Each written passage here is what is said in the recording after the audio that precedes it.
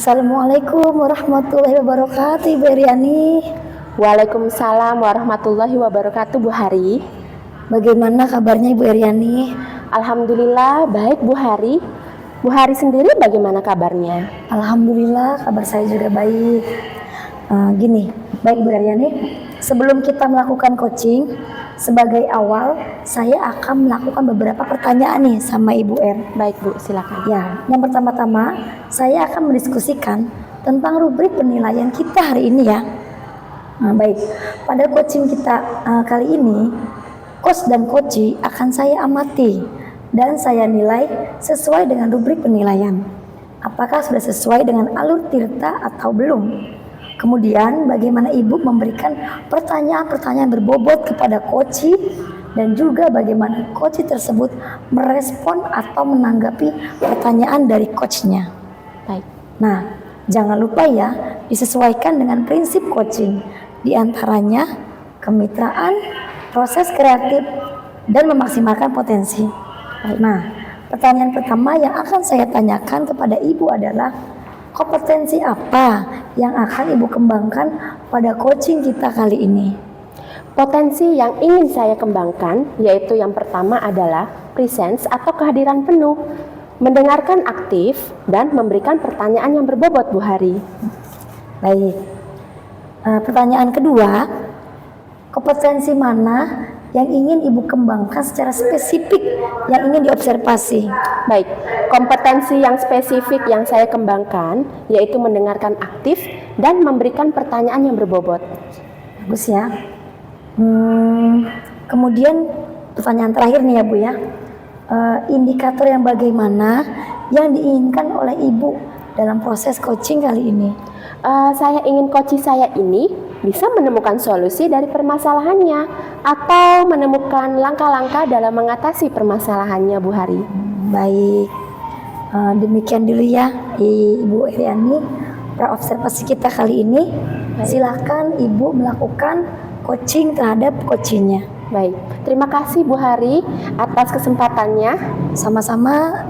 Assalamualaikum warahmatullahi wabarakatuh. Waalaikumsalam warahmatullahi wabarakatuh. Assalamualaikum Ibu Eli. Waalaikumsalam Bu Eryani. Kebetulan sekali Bu, kemari dulu ada hal yang ingin saya bicarakan. Apa gerangan Bu Eli? Sepertinya penting. Apakah Ibu hari ini ada waktu? Kebetulan saya sedang ada jam kosong Bu. Baik, pas sekali. Saya ingin berdiskusi lebih dengan Bu Eryani. Mengenai apa ya Bu? Begini Bu, akhir-akhir ini saya melihat murid saya itu motivasi belajarnya sangat rendah. Gitu Ibu. Begitu. Kira-kira apa yang ingin Bu Eli capai dalam meningkatkan motivasi belajar siswa? Yang ingin saya capai adalah saya ingin melihat mereka itu lebih antusias mengikuti pelajaran saya Bu, dan mencapai hasil belajar yang lebih optimal. Baik, lalu bagaimana Ibu Eli ingin siswa Ibu memandang belajar? Ya, saya ingin siswa itu memandang pembelajaran sangat penting. Kemudian saya akan menciptakan suasana kelas yang positif dan menyenangkan, di mana setiap siswa itu merasa dihargai, dihormati, dan didukung untuk berkembang sesuai dengan potensinya. Begitu. Oh baik, kira-kira hasil belajar apa yang ingin Bu Eli capai untuk siswa tersebut? Hal yang saya ingin capai adalah siswa yang mendapatkan nilai yang baik di semua mata pelajaran, sehingga mereka bisa, dan saya bisa memfasilitasi siswa saya itu berkembang sesuai dengan potensinya Bu Hari dan kemampuannya. Lalu bagaimana peningkatan motivasi belajar ini akan berdampak pada siswa Bu Eli? Apalagi Bu Eli sebagai guru dan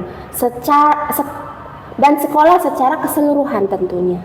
Ya, berkurangnya jumlah siswa dalam mengulangi kesulitan belajar, kemudian berkurangnya siswa yang putus sekolah, kemudian rasa percaya dirinya siswa itu meningkat Ibu. Kemudian ada kemandirian dari dalam siswa itu untuk belajar, sehingga kemudian akan berdampak kepada lingkungan sekolah, sehingga tercipta lingkungan sekolah yang positif dan lebih kondusif.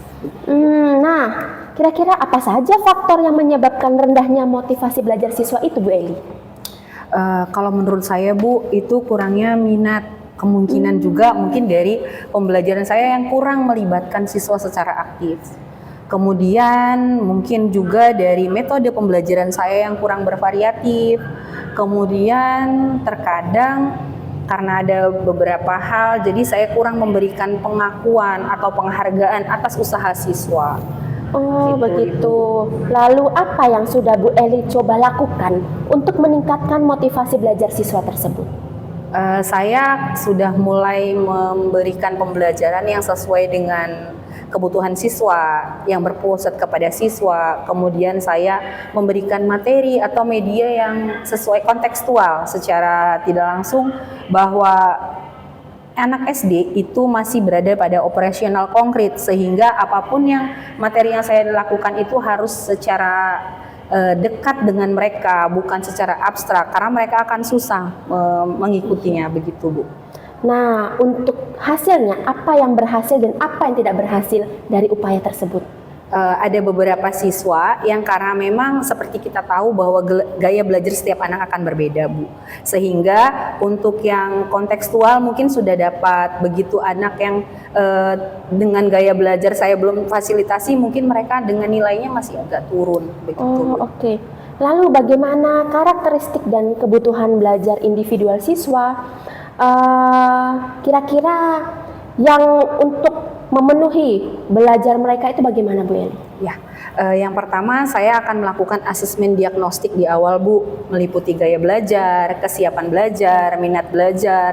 Kemudian dari semua itu baru saya akan membuat media yang sesuai dengan kemampuan mereka, memfasilitasi mereka supaya mereka bisa berkembang secara optimal. Wah, bagus sekali, Bu Eli. Lalu kira-kira sumber daya apa ya yang tersedia untuk membantu Bu Eli dalam meningkatkan motivasi belajar siswa tersebut? Saya akan mencari berbagai sumber, Bu. Bisa dari buku pelajaran yang sudah ada disediakan di sekolah. Kemudian saya akan mencari dari platform yang sekarang sudah banyak, baik di media sosial, baik YouTube.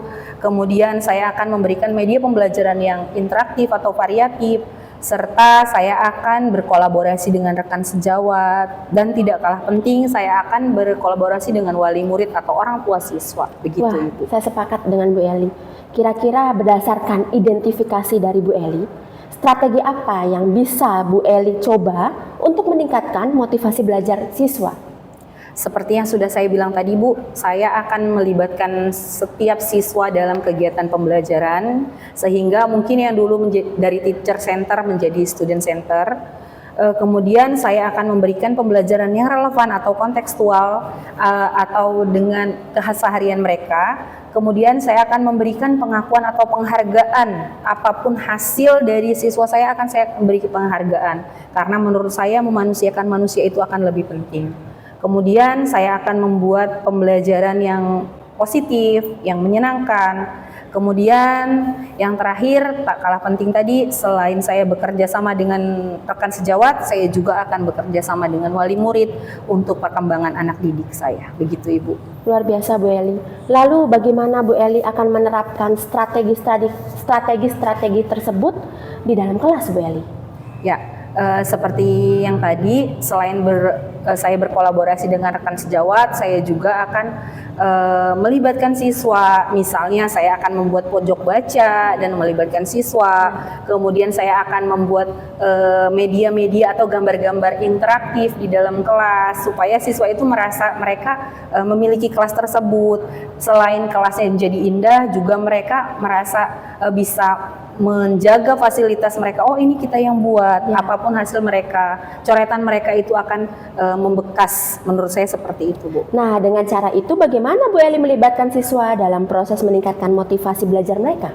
Ya, itu salah satunya saya dengan melibatkan siswa dalam setiap pembelajaran. Saya akan memilih metode dan media yang sesuai, yang kira-kira bisa mengaktifkan dan mengikut sertakan. Selain itu juga saya akan membuat kelompok-kelompok belajar yang heterogen, kelompok belajar yang tidak sesuai dengan gaya belajar mereka. Mereka akan bekerja sama, misalnya dengan yang anak audio akan bekerja sama dengan anak yang visual atau dengan kinestetik, supaya mereka sama-sama bisa memberikan motivasi, bisa memberikan pengalaman, begitu, Bu.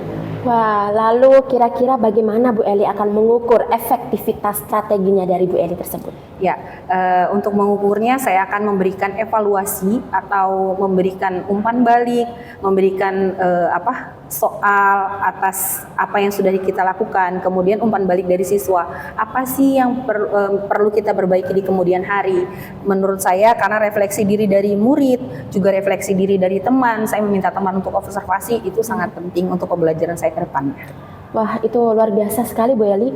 Lalu bagaimana kira-kira Bu Eli akan menciptakan lingkungan belajar yang kondusif dan suportif? Ya, yang pertama saya akan membuat kelas yang menyenangkan. Selain itu saya akan melibatkan semua siswa. Kemudian saya akan memberikan apresiasi sekecil apapun perubahan dari siswa akan saya apresiasi. Karena menurut saya setiap anak itu memiliki keunikannya sendiri-sendiri. Begitu. Nah, bagaimana menurut Bu Eli yang akan membantu siswa untuk menetapkan tujuan belajar yang smart seperti specific, measurable, achievable, relevant, and time bound? Ya, dengan cara gini Bu, misalnya dengan cara bisa dengan tutor sebaya atau juga dengan tadi kelompok yang heterogen, karena menurut saya terkadang kita berbicara akan lebih mereka dengarkan itu temannya begitu. Jadi saya lebih mengandalkan tutor sebaya sehingga mereka bisa mentransfer ilmu apa yang mereka sampaikan atau saya inginkan. Jadi kita mempunyai tujuan yang sama. Nah, lalu kira-kira apa yang bisa Bu Eli berikan umpan balik yang positif dan konstruktif kepada siswa? Ya, mungkin gini, setiap akhir pembelajaran pasti kita akan melakukan refleksi. Benar. Nah, dari refleksi itu kita akan memberikan umpan balik untuk pembelajaran berikutnya, bahwa apa yang sudah saya lakukan hari ini yang sudah baik akan saya lanjutkan. Begitu yang tidak baik saya akan tidak lakukan, tapi saya akan terus mencari dan berusaha melibatkan siswa saya secara aktif sehingga pembelajaran di kelas itu lebih menyenangkan, konduktif, konstruktif, sehingga semuanya terfasilitasi. Begitu. Sepakat Bu Eli. Lalu kira-kira nih, bagaimana ya Bu Eli bekerja sama dengan orang tua dan wali murid untuk mendukung motivasi belajar siswa tersebut? Ya, kita sebelumnya kami sudah mempunyai kesepakatan kelas di kelas. Nah, kesepakatan atau keyakinan kelas ini selain kita sosialisasikan dengan murid-murid, saya sosialisasikan juga dengan orang tua dengan tujuan supaya apa yang ingin saya capai itu sejalan dengan apa yang orang tua capai. Karena sejatinya bahwa kita di sekolah itu hanya beberapa jam, sementara kebanyakan di rumah. Nah, jadi saya memiliki selain itu juga saya berkoordinasi baik melalui WA atau dengan buku penghubung begitu Bu supaya kita semua itu mempunyai tujuan yang sama untuk anak-anak didik kita ini mencapai kesuksesannya. Begitu. Baik Bu Eli, luar biasa sekali. Semoga semua yang Bu Eli harapkan, Bu Eli ciptakan, semoga berjalan dengan baik dan sukses ya Bu Eli. Amin. Terima kasih. Tetap Ibu. semangat dan sehat selalu ya Bu Eli. Terima kasih, sama-sama Ibu. Baik. Saya sudah merasa lega. Alhamdulillah. Ya. Baik, mungkin saya mau menghadap Ibu Kepala Sekolah dulu Bu Eli. Ya. Saya tinggal dulu ya. Ya, terima kasih Bu Eriani. Baik. Assalamualaikum Bu Eli. Waalaikumsalam.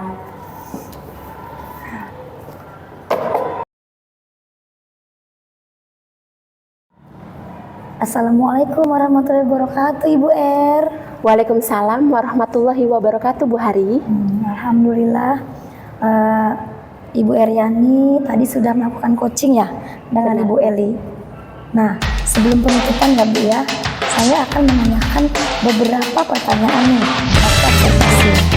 Yang pertama, apa saja yang sudah Ibu lakukan pada saat melakukan coaching terkait indikator pencapaian yang diinginkan? Di coaching ini saya sudah melakukan coaching dengan alur Tirta menanyakan tujuan identifikasi rencana aksi dan tanggung jawab sehingga alur tersebut bisa menggali coach untuk menceritakan permasalahan dan menemukan solusi-solusi atas permasalahannya tersebut Bu Hari. Oh, baik. Oke, Ibu R. Menurut saya sebagai observer ya, tadi proses coaching yang Ibu lakukan bersama Ibu Eli sudah berjalan dengan baik dan juga proses alurnya juga sesuai dengan alur Tirta, dan juga Ibu R juga sudah berusaha menggali dengan memberikan pertanyaan-pertanyaan berbobot kepada Ibu Eli sehingga Ibu Eli juga bisa menemukan solusi dari permasalahannya. Juga coaching tadi sudah dilakukan dengan prinsip coaching. Nah, pertanyaan terakhir sebelum kita tutup nih ya Bu ya. Baik. Kompetensi apa lagi yang ingin dikembangkan berdasarkan hasil melakukan coaching yang barusan Ibu lakukan? Kompetensi yang ingin saya lakukan yaitu dengan cara lebih memahami lagi proses kami sehingga saya nanti dapat memberikan coaching dengan lebih baik lagi Bu Hari. Nah, bagus ya. Nah, itu ya Bu. Semoga kedepannya kita bisa melakukan coaching lebih baik lagi ke depannya. Gitu ya. Baik. Nah, demikian observasi kita kali ini Bu R. Semoga bermanfaat bagi kita. Saya tutup. Assalamualaikum warahmatullahi wabarakatuh. Waalaikumsalam warahmatullahi wabarakatuh. Terima kasih Bu. Sama-sama Bu. Demikianlah video demonstrasi kontekstual modul 2.3 coaching dalam supervisi akademik. Kurang lebihnya kami mohon maaf. Salam guru penggerak, bergerak, tergerak, menggerakkan. Wassalamualaikum warahmatullahi wabarakatuh.